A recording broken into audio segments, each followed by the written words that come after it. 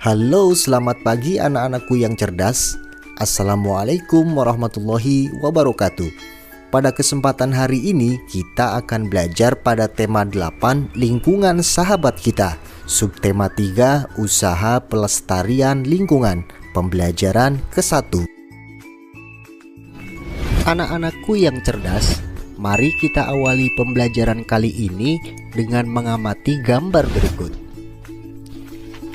Setelah mengamati gambar tersebut, mari kita jawab beberapa pertanyaan berikut ini. Lalu kalian tuliskan jawabannya pada LKPD yang telah disiapkan. Fakta-fakta apa sajakah yang ditunjukkan gambar-gambar tersebut? Gambar pertama menunjukkan lingkungan yang indah berupa area persawahan yang subur. Gambar kedua menunjukkan anak-anak usia SD sedang menanam bibit tanaman. Kedua gambar ini menunjukkan hubungan manusia dan lingkungan. Anak-anakku yang cerdas, coba perhatikan gambar tersebut. Gambar tersebut menunjukkan kegiatan penanaman pohon atau disebut reboisasi. Kegiatan penanaman pohon dapat dilakukan di daerah perbukitan yang tandus, serta di lingkungan sekitar seperti halaman rumah atau sekolah. Anak-anakku yang cerdas, tahukah kalian apa tujuan reboisasi? Kegiatan penanaman pohon atau reboisasi bertujuan untuk menghijaukan lingkungan dengan tanaman-tanaman berdaun hijau. Lalu, apa manfaat reboisasi bagi kehidupan? Manfaat dari kegiatan penanaman pohon atau reboisasi adalah membuat lingkungan menjadi lebih asri. Jika pohon telah tumbuh besar, dapat menahan erosi dan banjir. Akar-akar pohon dapat menahan air hujan sehingga menambah persediaan air tanah. Kedua, apakah lingkungan berguna bagi manusia? Mengapa? Lingkungan berguna bagi manusia karena lingkungan menyediakan semua kebutuhan hidup manusia. Ketiga, apakah keuntungan yang diperoleh manusia jika menjaga lingkungan? Jika manusia menjaga lingkungan, semua kebutuhan hidup manusia dapat tercukupi. Keempat, apakah akibatnya jika manusia tidak menjaga lingkungan?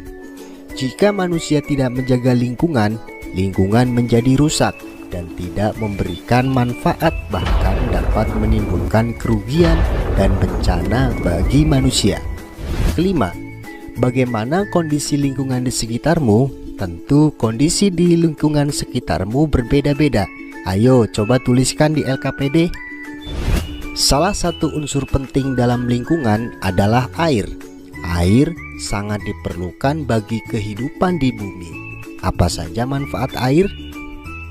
Untuk mengetahuinya, ayo perhatikan video ini dengan cermat. Manfaat air bagi manusia, hewan, dan tumbuhan. Air merupakan zat paling penting dalam kehidupan. Tahukah kamu, bumi terdiri dari 70% air. Juga dalam tubuh manusia terdiri dari 70% air. Kali ini kita akan membahas manfaat air bagi kehidupan manusia, hewan, dan tumbuhan. Manfaat air bagi manusia. Yang pertama, untuk minum.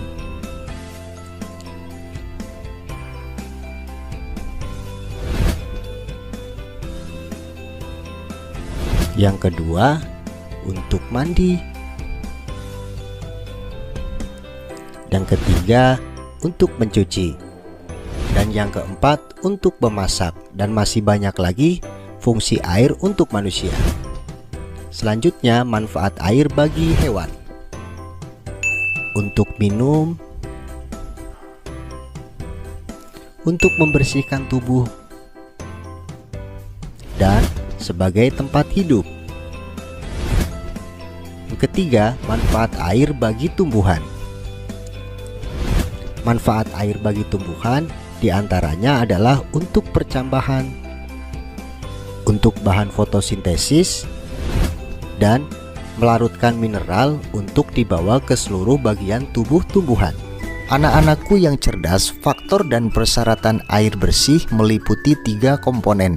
Yang pertama, persyaratan secara fisik, syarat kimiawi, dan syarat mikroba. Pertama, persyaratan secara fisik. Tidak keruh, tidak berwarna apapun, tidak berasa apapun, tidak berbau apapun, suhu antara 10 derajat sampai 25 derajat Celcius, dan tidak meninggalkan endapan. Yang kedua yaitu syarat kimiawi. Tidak mengandung bahan kimia yang mengandung racun, tidak mengandung zat-zat kimia yang berlebihan, cukup yodium, pH derajat keasaman air antara 6,5 sampai 9,2. Dan syarat yang ketiga yaitu syarat mikrobiologi, di mana air tidak mengandung kuman-kuman penyakit seperti disentri, tipus, dan kolera. Anak-anakku yang cerdas, mari kita baca teks non-fiksi yang ada pada LKPD. Masih ingatkah kalian tentang teks non-fiksi? Ya, teks non-fiksi adalah teks yang dibuat berdasarkan fakta. Ayo kita lanjutkan membaca teks non-fiksi. Teks tersebut berjudul Demi Air Bersih, Warga Waborobo rela berjalan sejauh 15 km. Mari kita lengkapi peta pikiran berikut. Tapi sebelumnya, Bapak ingin bertanya, apa yang kalian ketahui tentang peta pikir? Peta pikir adalah diagram yang menggambarkan informasi dalam bentuk visual. Tujuannya agar memudahkan pembaca dalam menemukan informasi. Umumnya, peta pikir disajikan dalam bentuk kotak yang saling berhubungan dengan garis-garis. Anak-anakku yang cerdas, coba kalian sajikan teks non-fiksi tersebut dalam bentuk peta pikir yang telah disiapkan pada LKPD. Anak-anakku yang cerdas, air sangat penting bagi kelangsungan makhluk hidup di bumi. Berdiskusilah bersama temanmu untuk menjawab pertanyaan berikut ini. Apa fungsi air bagi manusia? Apa fungsi air bagi hewan? Apa fungsi air bagi tumbuhan? Kalian dapat mengisinya pada lembar LKPD yang telah disiapkan.